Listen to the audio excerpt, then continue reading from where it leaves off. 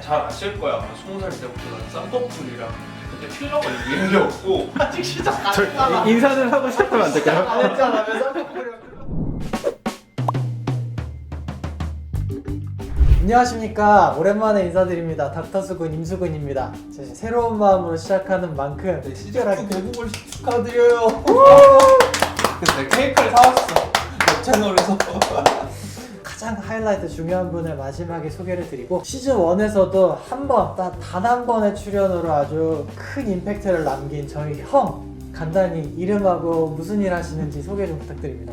여기 노년 YNT 성형외과 대표원장 임태근입니다. SG 정신건강의학과 의원이랑은 한 30m 도보로 1분 거리에서 사이좋게 병원 운영하고 있습니다. 실제로 가운 안 들고 오셔가지고 뛰어갔다 1분 좀 걸리시더라고요. 손실력만 배웠다 아주 기가 막히죠. 제 얼굴 보면 아시죠?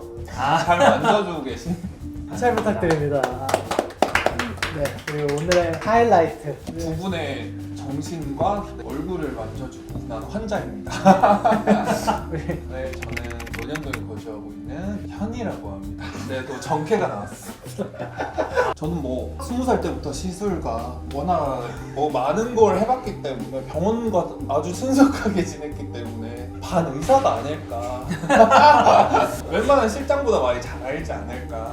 저희 병원 직원들도 출퇴근길에 가끔 나 근처에서 봤대? 항상 마주친다고 얘기를 해요. 나- 논현동에서 나 눈에 확 띄는 인상이시기 나 때문에 봤구나. 네. 키가 190이 넘으시잖아요. 아니 나 87인데? 아니, 신발 때문에 90 정도 되는데 원장님 맨날 누워있는 모습만 보다가 인물 너무 좋으시네요. 오늘 가는 딴 데서 하고 가는 얘기할게요. 딴 데서 여기서 했기 때문에 위아더 월드 아니겠습니까? 근데 현대인들은 성형 중독이 될 수밖에 없으니 이게 SNS와 싸이월드, 페이스북, 인스타그램, 유튜브까지 이렇게 쫙 올라가면서 그때 또 아, 그래요? 보톡스, 프락셀 뭐 이런 것들이 연예인들이 한다 그러면 이게 득달같이 달려들어가지고 의사들 돈 좀 만지기 시작하면서 아니 뭐 그런 거 일단은 아니 말씀 중에 죄송하지만 성형 중독 얘기를 또 그렇게 낭낭하게 하시면 내가 한 게 아무것도 없다는 거. 난 한다. 아, 난 여기 이 병원을 다닌 이유가 난 다이어트. 잠을 예민하게. 그쵸. 아시겠죠? 굉장히 예민하게 아니 많이 착해졌어요. 그런 것들 때문에 좀 스트레스 많이 받아서 이 병원에 도움을 받고 안정제를 조금씩 먹는 이건 현대 사회인들이 어쩔 수 없어. 안정제 이야기도 조금 나오긴 했지만 사실 약은 현 씨한테는 거들어드릴 뿐이고 이야기를 나누고 이게 또 정신심리학적으로 스스로를 또 굉장히 많이 생각해 보시고 이 병원도 많이 도움 많이 받았어. 진짜 거울 보면서 도움을 많이 받았어. 맞아요. 뭐 저희 환자분들도 스트레스 해소가 된다는 얘기들을 많이 하시죠. 자존감이 많이 높아질 수 있어요. 사진 같은 거는 좀 못 얼굴에 돌렸었어. 단점을 좀 과장되게 이렇게 나타내는 그런 측면이 있거든요. 왜냐면 뭐 리프팅이 짱이거든요 여기. 내가 제일 효과를 많이 봤던 게 인모드랑 최근에 있던 게 페리카나 수술. 네? 치킨이요. 장명을 하셨네. 장명을 하셨어. 페리카나 수술 딱 뒤에 들어오자. 이게 여기 안 접혀 나는. 네, 이제 여기를 맞아요. 조졌죠 여기를. 근데 이제 주제가 성형 중독을 뭐 폐해에 대해서 얘기하는 거 아닐까? 그러니까. 아니, 주제를 바꿉시다. 중독에서 그냥 성형 추천하는 거. 괜찮은 건가요? 분명히 괜찮은 부분이 네. 있다. 나는 중독은 아닌 것 같아. 1년에 한 번씩 누워 있었으니까 그러니까 10년 중에 1년 누워 있었다. 네. 좀 하면 어때 이렇게 해피해피한데 고등학생 때 애들 못 알아보고 대학생 때 애들도 나 못 알아보고 부모님이 못 아, 알아봤어요? 부모님은 나 수술한 거 못 알아봐. 그 정도로 자연스럽게 잘 됩니다. 네, 부모님은 원래 이뻐 보이셨을 거예요. 계속해서 지금처럼. 근데 모르는 척 하실 수도 있어. 그냥 뭐 매년 연례 행사이기 모르는 때문에 거 하실 수 특별하게 언급할 정도는 아니다. 아니 근데 저는 궁금한 게 현 씨처럼 많은 것들을 갖춰왔어요. 열심히 10년에 걸쳐서 아주 꾸준히 성장을 해왔는데 지금 이 상황에서도 거울을 보거나 내 모습을 생각을 했을 때 아주 아쉽다는 게 계속해서 남아있는 건지 어때요? 맞아. 이게 하나씩 다 보여. 최근에 이거 턱하기 전에 라면이 이빨이 계속 보였어. 이빨만 보이는 거. 그것만 보여. 맞아요. 그것만 보여. 그래가지고 위에 6개, 밑에 6개를 그 라면을 했어. 근데 또 웃긴 게 뭔지 알아? 밑에 2개가 보이는 것 같아. 그래서 2개 추가했잖아. 저 우리 약을 좀 올리고 총 10개. 방금 하신 얘기들이 재밌게 얘기하시려고 한 것도 있는데 자연스러운 심리예요. 내가 뭐 한 군데를 하면은 옆에가 맞아. 보이고 라미네이트를 하고 나니까 이게 턱이 보이니까 이때 내가 턱 수술을 팔판을 한 거야. 연결이 되는 거죠. 연결이 되는 거, 하관이 보이는 거. 이게 하면 또 위로 올라갈 걸? 저도 시술을 자기 관리 차원에서 가끔 하는데 제가 의사지만서도 하고 나면 한 2, 3주 지나면 또 받고 싶어요. 이게 마음이 좀 붓기가 좀 빠지면서 자리를 잡기 시작하면 욕심이 생겨요. 연식이 지난 이게 오래되다 보니까 뭐 꺼짐이나 처짐 이런 게 눈에 들어옵니다. 그리고 SNS 얘기하셨듯이 친구나 가족들이랑 사진을 맞아, 찍으면 사진. 좀 처져 보이게 나와요. 그리고 이제 네, 카메라가 대면- 더 좋아지면 않는데. 카메라는 좀 더 과장되게 나오는 것 4K 같아요. 뭐 이런 거 나오면 실물보다. TV랑 이런 거 아, 나오면 그쵸, 100인치 그쵸. 이거 이제 그만 나와요. 맞아요. 그럼 현재 다음 계획은 없으신 거예요? 눈은 못 감는다고 했었어요. 옛날에는 이렇게 쌍꺼풀 있는 게 유행했었거든요. 싸이월드 때 그때 절개하면서 뒤트임을 했었어요. 내가 20대 후반 때는 무쌍이 또 유행했는데 그때 쌍꺼풀 풀었었어. 내가 진짜 몇 안 되는 수술을 했었어요. 그때 강남에 쌍꺼풀 없애는 수술이 없었었어요. 한 군데인가 두 군데 있었어요. 네. 흥미진진해요. 진짜 없었어요. 근데 또 최근에 또 고민이 뭔지 알아요? 무쌍에서도 또 줄이 생겨. 뭔지 알죠? 아, 무쌍은 좀 빨리 무쌍은 처지니까. 빨리 쳐져요. 또 줄이 생기더라고. 맞아요. 그런데 줄을 없애고 싶어가지고. 뭐가 있어요? 근데 나만 보는 그런 게 있어. 얘기하고 보면 보여. 줄이 또 생기더라고요. 약을 올리자니까. 그딴 걸로 안 돼.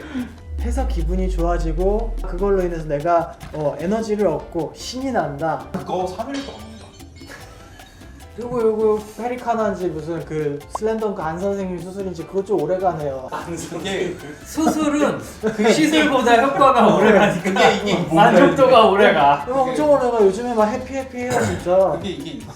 난 중고등학교 때 못생긴 알고 살아왔기 때문에 사람들이 나한테 하는 거 자체가 달라. 정말 함부로 되겠다는 그 애티튜드라고 해야 되나? 이런 것들이 아예 달라요. 그거는 사람이 좀 도끼가 생겨서 그런 거 아닐까? 그런 것도 있어. 아니요. 제가 봤을 때는 자기 관리를 잘하시고 뭔가 정돈되고 괜찮은 사람이라는 느낌이 드니까 물론 뭐 못생겼다고 해서 괜찮지 않은 사람이라는 건 아닌데 그만큼 현대 사회에서는 관리를 통해서 얻을 수 있다는 걸 다들 인지를 하니까 강남에 살려면 그래야 돼. 관리를 안 했다라고 생각한다든지 거주 조건이 있는 거예요. 강남 거주 조건이 있어. 동사무소에 입국컷 있어. 입국컷. 아니 근데 행복해, 충분히 행복해요. 요즘에 행복하신데 이게 채워지지 않는 것들이 과연 이게 진짜 외모가 맞는 거냐, 아니면 뭔가 좀 내 인생에서 허전한 게 있는 거냐, 요건 좀 계속 생각을 같이 해보시는 것도 좋을 것 같아요. 그런 게 있죠. 그런 것들은 이 병원에서 채우고 있죠. 알약을 하나씩 늘면서 멈춘 지 오래됐잖아요. 많이 줄었어요. 많이 줄었긴 네. 했어요. 일수가 많이 줄었고 그 대신 저 병원에 한 달에 한 번씩 누워 있고 알약이 줄어드는 대신 저 병원에 한 달에 한 번씩 한 거. 병원 보존의 법칙 같은 거. 그건 몰랐네. 속칭 이런 얘기가 있잖아요. 재벌가 사람들은 자존감이 높아서 얼굴 성형이나 이런 거 관심이 없다.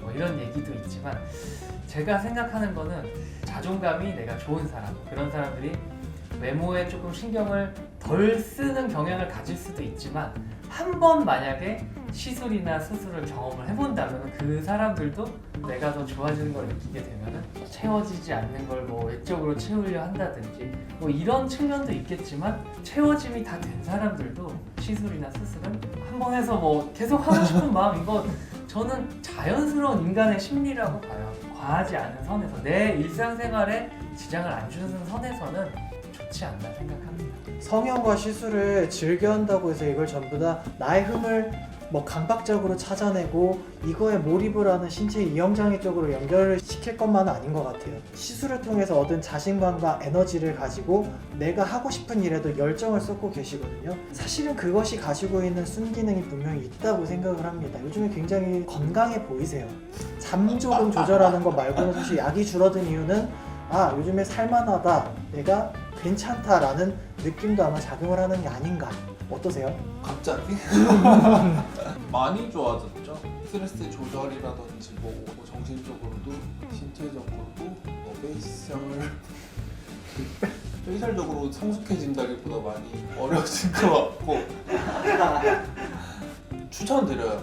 한 번쯤은 해보는데 그 대신 자기가 조절이 가능할 때 나처럼 중독하지 말고. 아니 중독 아니시라니까. 마지막에 이렇게 털어놓으시고 아니 중독 아니시라. 중독자의 고백같이 들리잖아요. 중독 아니라니까.